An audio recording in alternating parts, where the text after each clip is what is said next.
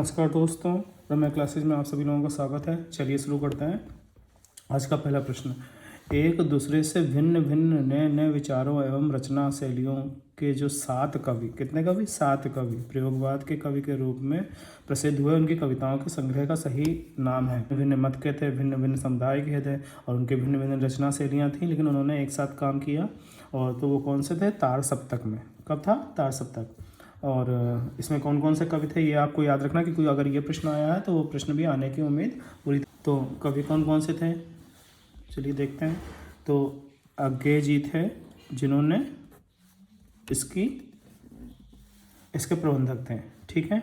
फिर अज्ञे के बाद कौन सा था? गिरिजा माथुर। कौन से थे? गिरिजा माथुर। फिर कौन था? भारत अग्रवाल, भारत भूषण अग्रवाल, भारत अग्रवाल। फिर कौन था? मुक्तिबोध, मुक्तिबोध। फिर कौन था? प्रभाकर माचवे, प्रभाकर माचवे। फिर कौन था? नेमिष चंद्र जैन। फिर कौन था? रामविलास शर्मा, रामविलास शर्मा, ठीक है। ये 7 लोग थे। अब हुआ क्या?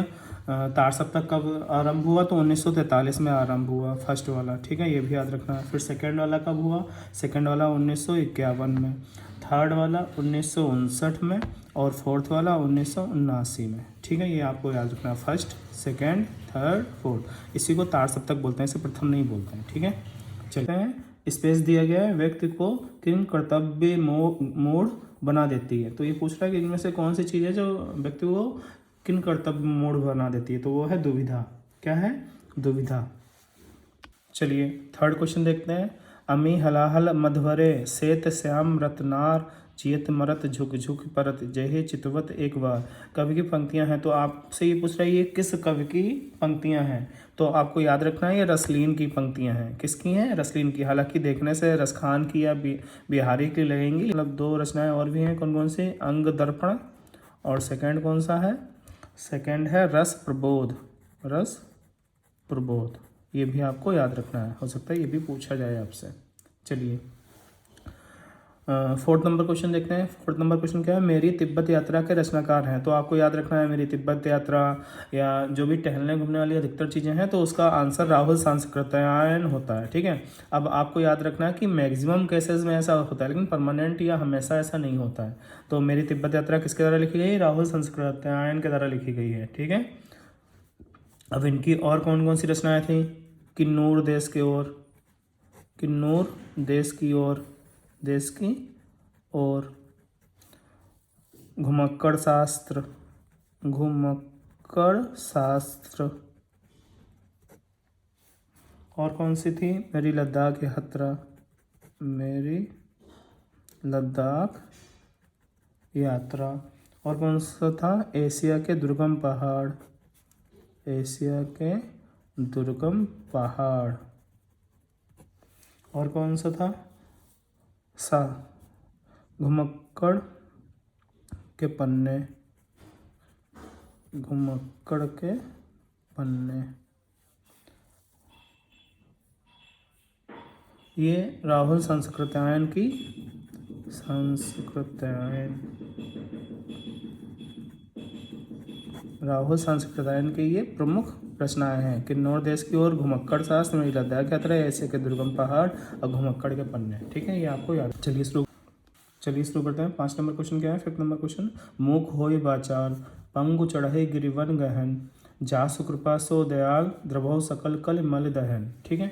तो आपको याद रखना है, आप इसमें जोड़ लीजिए। जैसे आप जोड़ना शुरू करेंगे 2 1 2 इस तरह से, तो क्या होगा इसमें आपको क्या समझ में आएगा? ये सोरठा है। ये क्या है? सोरठा है।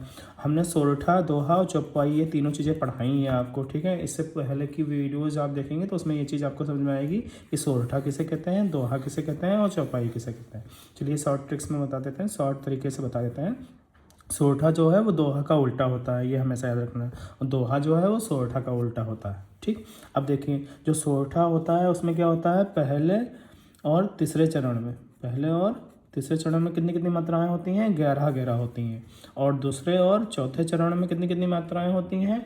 13 मात्राएं होती हैं। ये आपको याद रखना है। मतलब पहले तीसरे में 11 होंगी और दूसरे और चौथे में 13 होंगी। तो जब आप इसकी मात्राएं जोड़ना शुरू करेंगे 2 1 2 1 2 2 इस तरह से, तो आपको समझ में आएगा इधर 11 है, इधर 13 है, इधर 11 है और इधर 13 है। ठीक है, तो ये क्या हो जाएगा? सोरठा हो जाएगा। ठीक, और जस्ट इसका उल्टा करेंगे। उल्टा मतलब ये वाली लाइन इधर कर देंगे, ये लाइन इधर, ये वाली लाइन इधर, ये वाली इधर, तो क्या हो जाएगा? ये दोहा बन जाएगा। ठीक है, दोहा में क्या होता है? पहले और तीसरे में 13 होती हैं और दूसरे और चौथे में 11 होती हैं। ठीक है, तो ये हालांकि क्या है? 5 नंबर में सोरठा है। ये आपको याद रखना। समाज की स्थापना किसने की थी? तो आपको याद रखना है तदी समाज की स्थापना भारतेंदु हरिश्चंद्र ने की थी। ठीक है, भारतेंदु हरिश्चंद्र जी ने की थी। चलिए 7 नंबर क्वेश्चन देखते हैं। तोड़ने ही होंगे मठ और गढ़ सब, किसकी पंक्ति हैं? तो आपको ये याद रखना है, ये मुक्तिबोध जी की पंक्तियां हैं। किसकी पंक्तियां हैं? मुक्तिबोध जी की पंक्तियां हैं। ठीक है, चलिए 8 नंबर क्वेश्चन देखते हैं। 8 नंबर क्वेश्चन क्या है? अजात शत्रु में कौन सा समास है? तो आपको हमने बताया था, हमने आपको बहुब्रीहि समास और इसकी परिभाषा पढ़ाई है। ठीक है, द्वंद्व समास भी पढ़ाया है, तत्पुरुष समास भी पढ़ाया है, कर्मधारय समास भी पढ़ाया है। जब आप इसके पूर्व की सारी सीरीज देखेंगे हिंदी की, तो आपको उसमें समझ में आ जाएगा। तो अजातशत्रु में क्या है? अजातशत्रु में बहुब्रीहि समास है। ठीक है, आपको ये याद रखना। हाँ, चलिए शॉर्टकट में बहुब्रीहि समास में बताते हैं क्या होता है। तो बहुब्रीहि समास में क्या होता है? कोई भी पद प्रधान नहीं होता, ना ही प्रथम पद प्रधान होता है, ना ही द्वितीय पद या अंतिम पद प्रधान होता है। ठीक है, ये आपको याद रखना। इसमें कोई पद प्रधान है, ना इसमें कोई पद प्रधान है। दोनों जब मिलते हैं तो एक नया शब्द बनाते हैं और उसका नया अर्थ होता है, उसका कुछ अर्थ निकलता है। जैसे अजात शत्रु, जैसे दशानन, जैसे चक्रधर, इस तरह से कोई शब्द आते हैं तो वो किस में आएंगे? बहुब्रीहि समास में आएंगे। आपको ये चीज़ याद रखनी है। इससे पहले भी हमने ये चीज़ पढ़ाई है। आपको अगर ये तत्पुरुष समास, कर्मधारय समास, द्वंद्व समास आपको पढ़ना है तो आप पिछली हिंदी की जो सीरीज है इसमें आप देख सकते हैं। 9 नंबर क्वेश्चन क्या है? अज शब्द को स्त्रीवाचक क्या बनाना है? स्त्रीवाचक बनाने के लिए किस प्रत्यय का उपयोग होगा?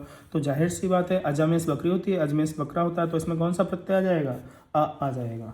ठीक है, चलिए तद्भव पत्रिका कहाँ से प्रकाशित होती है? हुई थी या होती थी? तो तद्भव पत्रिका जो है वो लखनऊ से प्रकाशित होती थी। कहाँ से प्रकाशित होती थी? लखनऊ। लेखन से संबंधित नहीं है, यहाँ पर क्या पूछ रहा है? नहीं पूछ रहा है। लेखन से संबंधित क्या नहीं होगा? तो जब आप इसका प्रश्न पढ़ेंगे, इसके प्रश्न के ऑप्शंस पढ़ेंगे, तो आप इसका 100% आंसर गलत ही देंगे। ठीक है, अब आप जब चारों ऑप्शंस पढ़ेंगे तो आपको लगेगा इसका आंसर कुछ और होगा, लेकिन इसका आंसर कुछ और होगा। जिसने पढ़ा होगा वही ये चीज़ बता पाएगा। ठीक है, तो देखिए लेखन से संबंधित नहीं है, तो लेखन से संबंधित क्या नहीं है? वो है शुद्ध उच्चारण। ये जो है ये लेखन से संबंधित नहीं है। बाकी बैठने का उचित ढंग भी लेखन से संबंधित है, लेखनी पकड़ने का सही ढंग भी लेखन से संबंधित है, आंखों की कागज से दूरी जो है, उचित दूरी है, वो भी क्या है? लेखन से संबंधित है।